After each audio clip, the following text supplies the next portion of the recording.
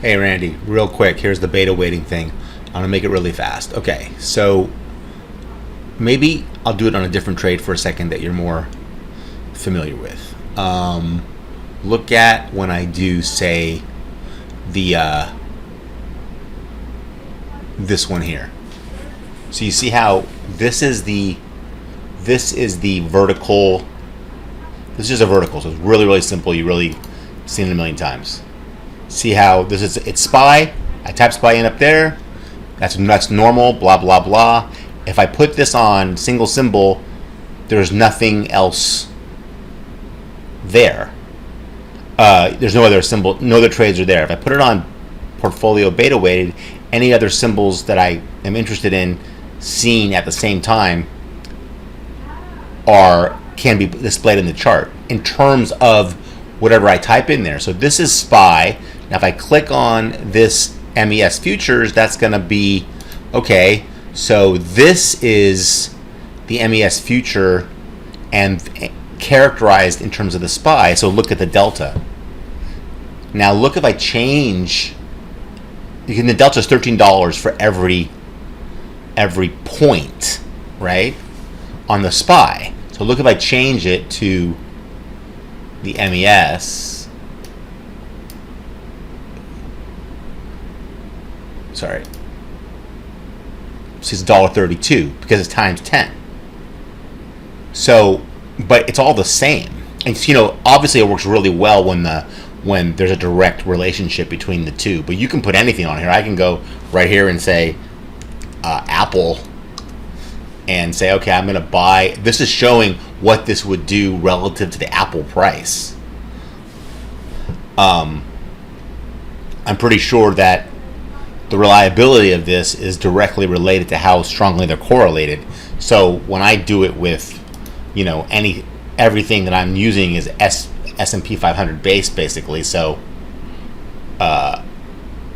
it's going to work well. I think the VXX, since it practically mirrors, inverted mirror of the SPY, it's going to work fine. But that's why it flips it. So now going over, so look at this. So right now I have the MES and the SPY on in terms of the SPY. Now I can have the SPY. I can have the MES and the SPY on in terms of the MES.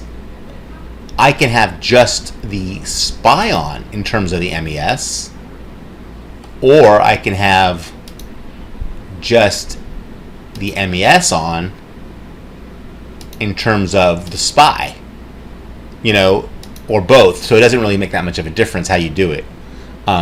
So now in terms of what we're talking about here, this is okay. So let me uncheck this and uncheck everything for a second. Here's the trade right now. This is the trade in terms of this. This is the SPY trade in terms of the SPY. This is the SPY trade in terms of the VXX, so it's going to reverse it. This is the so put the SPY on, put the VXX on, and it's only, it's only $20.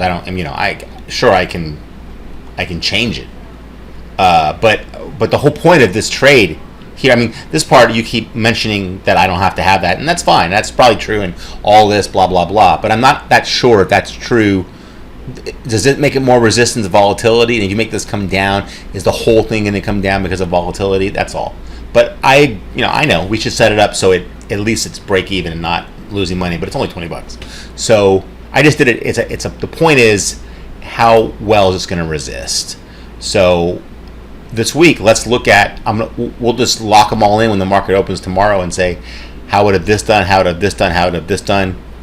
So anyway, I think you got it right. So now look, if I put it in terms of the VXX, the whole thing's going to change the other way.